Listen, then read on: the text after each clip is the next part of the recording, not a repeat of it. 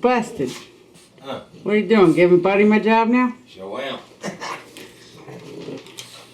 Hey. What are you doing? Said beat it. Said taking your spot. What's going on, guys and gals? My name's Sean, and if you landed here, you're watching Scar My Guitar. What's going on, everybody? It's good to see you guys. Yeah, it's good to be back, because me and Kathy finally got done moving. Now, we're still settling into the new place, and I'm thinking we got the studio looking good enough to put out a little video here. And I couldn't think of nothing better to start this show off with than an SG from Jaymz. And the reason I picked the SG is because everybody's doing all the other guitars, and all you guys always tell me, oh, you just look at Strats and Tellys and Les Pauls. Well, I mean, guys, I got an SG for you. Oh, hang on, I stand corrected. It's not really an SG, it's just an SG copy. Oh, you don't care what it is, you just want to see it? All right, let me show you this. What this is an unpilfered, undamaged, completely beautiful. May have footprints on it. I'm not sure if that's a footprint or what that is, but she's unscuffed and unscathed from Amazon. Them guys do it right. Yeah, when I tell you Amazon does a good job, FedEx and UPS and all them other guys could probably take a little notes from this. I'm being serious, because look at it. It's beautiful. Now let's get it cracked open. What? Did you say somebody needs to get cracked? No, I didn't say nobody needs to get cracked.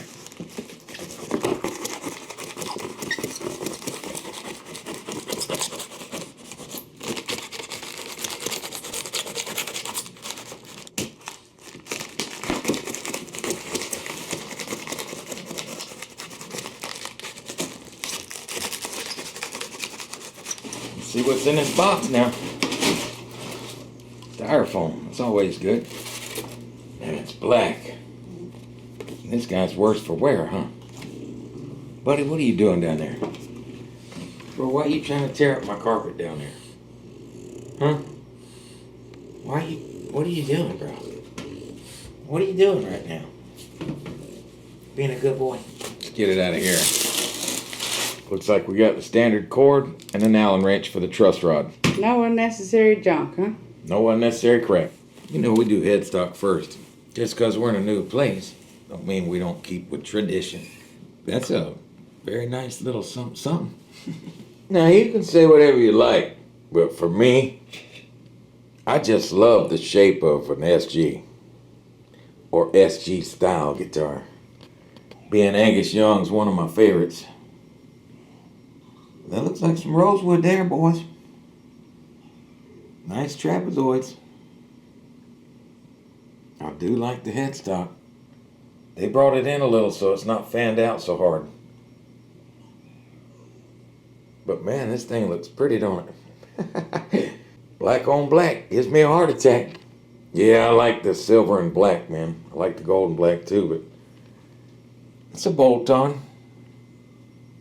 I mean, that's not a deal breaker for me. Big bean tuners looking like some kind of type of Grover knockoffs. But don't matter as long as they work good, right? We're going to find out. What's that? Quality control? Yeah, that's a quality control sticker. This thing looks pretty good, guys. Now I see traditional fretwork, not them balled up fret ends. But they are kind of green, you can tell. No shine to them. So this guy's probably been sitting in the warehouse for a little while. Now, before we go any further looking at this guitar, check this out.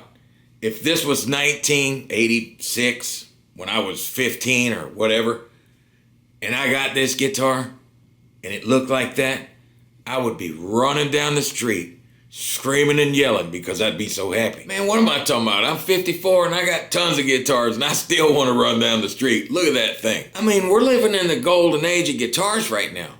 See, if you ever had a Jones for any style guitar, ever in your life, now's the time you could probably find one in that style relatively in your budget. And here's something else you're probably not going to believe. See, that guitar right there on the table is 100% better than an SG Special from freaking Epiphone. 100% better. Yep, I'm saying 100% better, and I ain't even gave this thing a strum yet. But let's get it off this table. Play it unplugged for a minute. All right, I got the Jaymz SG style all tuned up. And I gotta say something.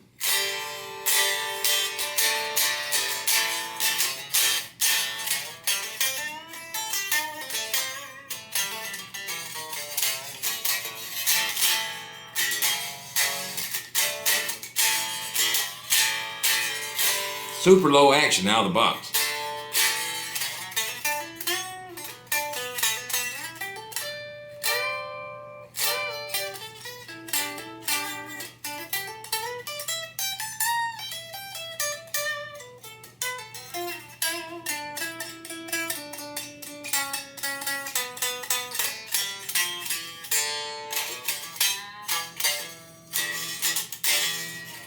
Yeah, it might be a little too low. Might have to raise that up a little because the strings are literally laying on the fretboard out of the box. But man,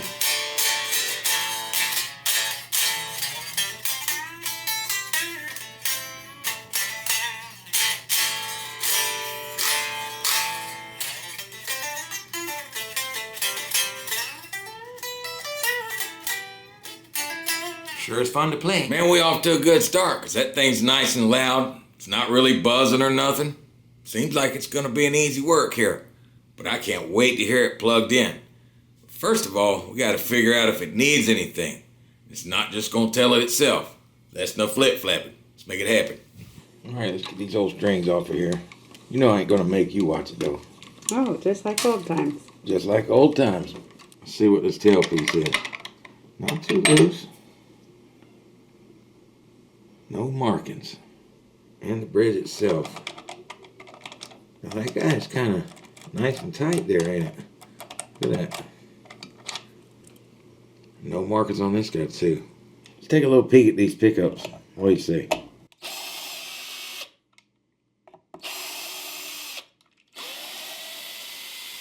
Look, my bit's a little crooked. Still working. Alright, let's look at what we got here. Wow, this is a first for me, guys. It has Chinese writing on it. You see that? What the? Cool. Yeah, that's Chinese writing. As sure as I'm reading, well, it might be Japanese or Indonesian. I don't know what writing that is, really, but I'm going to go with Chinese. Let's see what kind of magnets it has.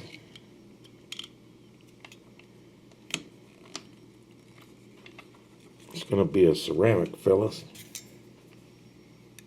Can you see it? Let me see if I can show you that without taking this thing all the way apart here. Can you see that ceramic down in there? You see that magnet right there? That black thing is the magnet. It's ceramic.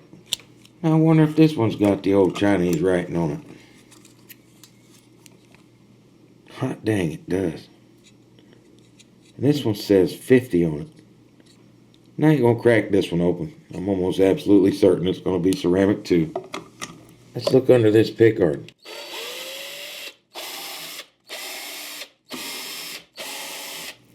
Alright, let's see what's under this thing.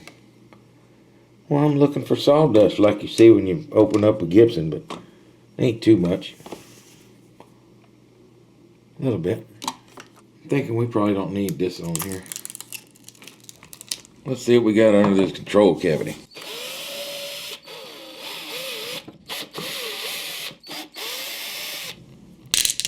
Let's see what's under door number 1 here. All the usual suspects. But they got that switch there you guys like in there. It's pretty clean though. Got a lot of sawdust in it that we was looking for earlier. It's all in the control cavity. Now you know we're going to take the neck out of the pocket.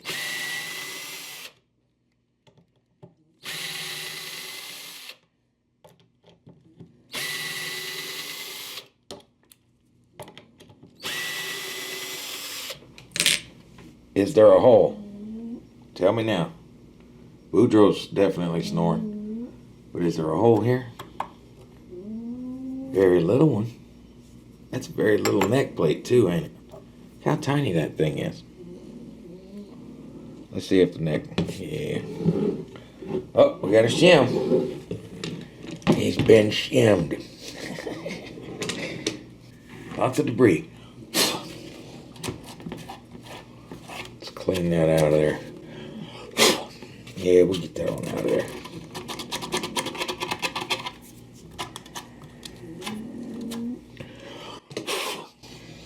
Yeah, clean it right on out of there. take the shim off here. Go ahead and clean all that mess up too. Let's see how it actually fits the pocket. Not too bad. It's pretty normal for this kind of guitar. We'll put his little shim back in here. There's nothing wrong with a shim, right? Oh no. A lot of guitars have shims. Yeah, because I've seen you shim fenders before. You certainly have. You know, I don't even know if this guitar needed the shim. But since it's there, let's leave it there. I always hand tighten these after, guys. You should too. Yep. We are 100% gonna need to adjust this at some point. Little debris. Nothing too fancy. We got some buffer hairs. We see that a lot. Let's see if the neck's level. And it is not. String tension off. We got a humongous gap here. It's backbone. So what we're going to do is we're going to push it to the wall till we get rid of that. Wow. It's going to require a few turns, ain't it? Took a lot already. There we go. Pretty nice. Let's see how level our frets are. That thing was bowed back like crazy. Nothing so far. They are green as all get out. That's so minute. So it's just past the third dot, this one.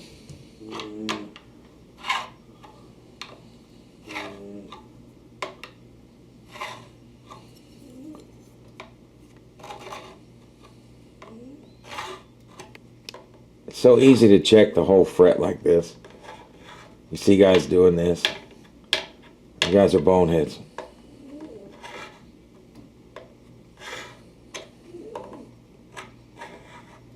They look to be pretty level, except for that one. Huh.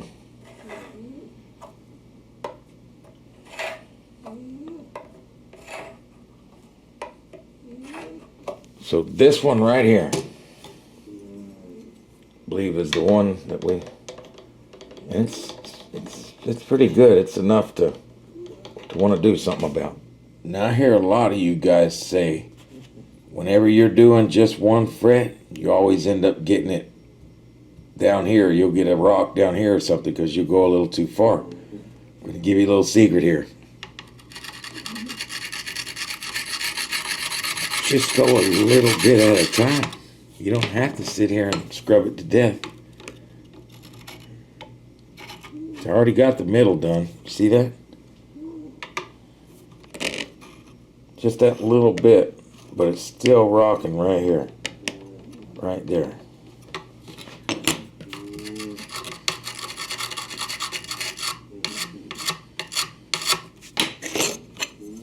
And that comes with that little thing I'm using. Good. Now let's check the ones beside it. Nothing. See, you just go tiny bit at a time. And you can see where I did the scraping on it. Where I flattened it out at. Now I said earlier this looks like some kind of rosewood, and it probably is. Laurel, rosewood of some kind. Yeah, most likely. Now these frets don't really feel sharp. So what I'm going to do is I'm just going to run some Scotch-Brite down the side of this thing. And let you polish it right up, Kathy. Oh, man. Man, don't start that. Yeah. Just hit it with this Scotch-Brite right here on the edges. Just to ensure of any little burrs. And also round that binding over a little bit because it's kind of sharp. This will take care of both of those. It's a quick fix. You know, the guy that doesn't want to get too involved on something that doesn't need much. So this is that.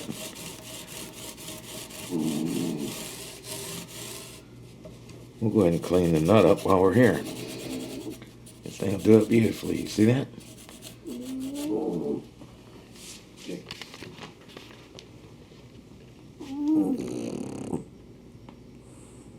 Bro, you just gonna lay in here and sleep, huh? I see. I like how you put the tapes on your arm when you're doing this. How do you like working in the new studio? It's alright. It's not as well lit as the other one. And Well, I don't have the lights up yet. and it sounds a little boxy too. Sounds a little boxy in here. Well, Kathy, we don't have the acoustic foam up on the walls yet. What have you been doing all this time? What do you mean? We lived in another place 15 years. Don't even start. Bro, what you doing? What you doing? All you do is make that sound, huh? Y'all want to see something crazy? He got a steak in his food bowl. He won't even eat it. You spoiled rotten, ain't you? Huh? Say, my name is Boudreaux, and I am spoiled to death. I see you started using the paintbrush for this. Yeah, I'm tired of having dirty fingers. Does it really keep your fingers from getting dirty? Just from having that smeared all over them, huh? Yes. You guys like the way the pick looks up there? Because I'm thinking it looks pretty cool. We got the new tools on the wall. It looks really cool to me. But what doesn't look cool is this polish all over it, Kathy. When I pulled it off the wall at the other house, it had polish all over it. It took me 15 minutes to get it off of there. This thing slings polish everywhere. What do you want me to do about it? Wipe the pick off, maybe, please? Alright, gotcha. Now get out. Now that's what you want right there. Look at that. When you can see us in the fret, see it? You can see the reflection of us in there. Very nice looking, Kathy. Very nice. Thank you. All right, the Leo Jaymz SG style is all tuned up. This thing is pretty fat, guys. I just gotta tell you right now, this is a $129 guitar. $129.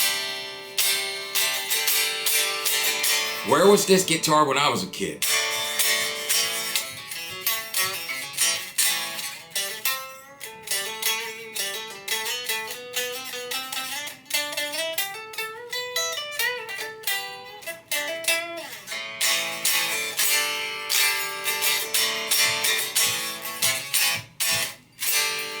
Yep, raise the action, polish the frets.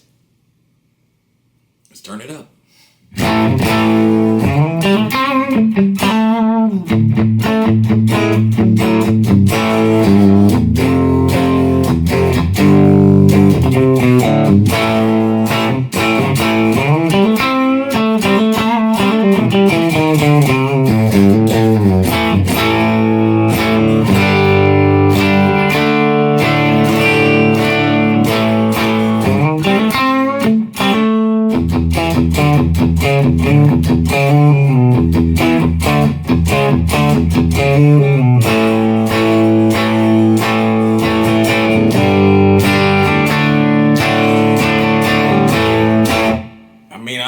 Guitar.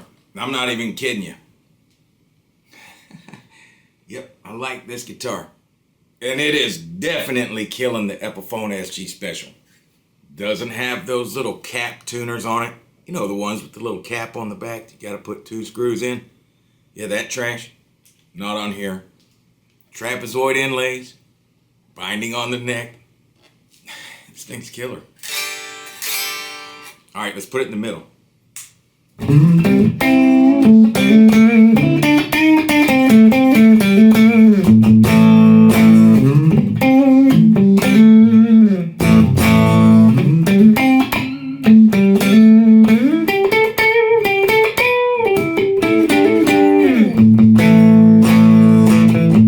We're listening for that.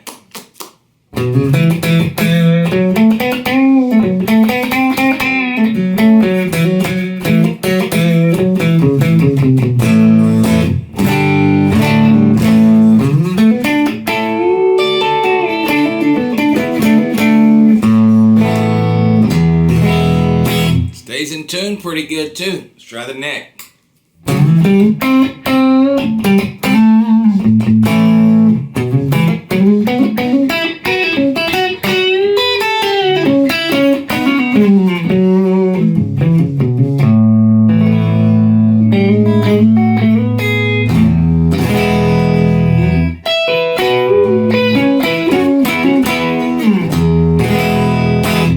sir. Let's put a little gain on it. Now, all I have done is add a little rat distortion pedal. See it right there?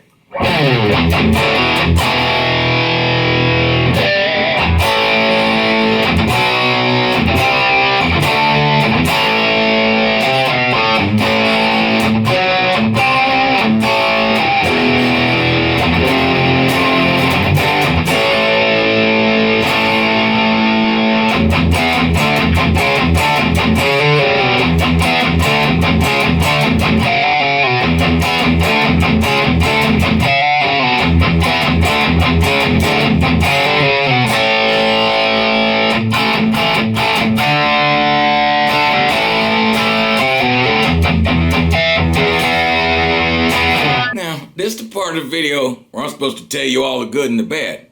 But here's what I'm going to tell you. This guitar is $129, and it is murdering an Epiphone Les Paul Special. It just is. I don't care who you are. If you're going to sit there and tell yourself it's not, well, you might as well go on outside and slap yourself silly before you get on that little short bus. Yeah, you might as well go on and hop on the short bus. And there's going to be some of you guys that are going to cry about the resale value. Bro, I'm not spending $129 on a guitar thinking I'm going to resell the guitar for $129. Nope, I'm not doing that. I'm buying the guitar to keep it and fool around with it. And I'm not even joking, because at $129, this is the perfect candidate for some kind of crazy mod or whatever, man. It's $129. Now look, me and Kathy really appreciate you watching. It's really nice to see you again. I hope to see you in the next one. But until I do see you, don't you touch my Scar guitar.